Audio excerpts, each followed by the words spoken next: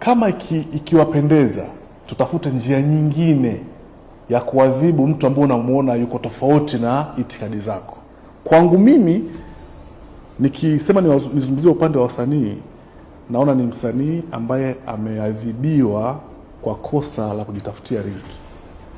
Ni kwa kosa la kwenda kutafuta kipato chake. Kumbuka wasanii walikuwa kwenye majukwaa ya siasa, walikuwa wanalipwa. Huo ndio kweli, mimi najua walikuwa wanalipwa. Hamna msanii ambaye alikuwa afanya kazi bure. Kwa hiyo maana yake ameenda kujitafutia riziki, sisi tunamwadhibu kwa sababu anaenda kutafuta riziki yake. Lakini pia msanii anayo haki ya kuchagua chama, kama nilivyomtaja hapa Sugu. Sugu ni msanii, lakini amechagua chama ambacho anakifanyia kazi. Nay tena Nay wa Mitego, naomba roho usikae kimya. Nay ni msanii na ni kijana wangu. Yeye mwenyewe atathubutu kabisa au atakiri kabisa mimi ni mmoja kati ya watu nimemjenga Nay kuanzia anaanza kwenye muziki. Lakini hata alivyoamua kwenda kuchagua site au side ya chama, tulikaa tukaongea mimi na Nay. Nikamwambia Nay, mimi nikifanya muziki na focus na muziki. Akaniambia bro, naelewa, lakini mimi niruhusu nifanye itikadi zangu kwenye chama kingine. Nikamwambia sawa.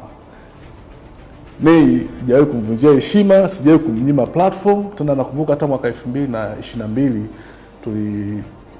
tulipata nafasi ya kufanya kampeni ya kuhamasisha watu kuchanja baada ya ile janga la COVID, na one of my taasisi ilipewa hiyo kazi. Muziki ubaki kuwa muziki, tuweke itikadi zetu pembeni, tuhakikishe muziki unasimama kama muziki, tuhakikishe wasanii wetu wanafanya kazi kama wasanii, wawe free, wawe huru, wachague chama chao, tusiwapangie.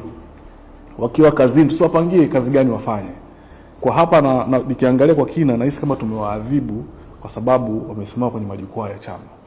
Guys, mimi nilikuwa ni mmoja kati ya watu ambao nimeshirikiana nao wasanii kwenye hizo shughuli za kichama. Boda wengi mlikuwa mnakusanya watu kuja kwenye hiyo mikutano. Vipi na nyinyi tuwafungie? Mlikuwa mnachukua watu mnakaa kwenye hivyo viwanja. Tunajua kuna vyombo vya usafiri vya anga vimebeba watu pamoja na wasanii waende kwenye mikutano. Vipi na nyinyi tuwafungie? Wako mama ntilie walitengeneza vyakula huko mikoani, na wenyewe tuwafungie? Kwa kifupi, naona kabisa kuna dhamira nyingine ambayo hatuioni ya kutaka kuua muziki wa Tanzania bila sababu yote.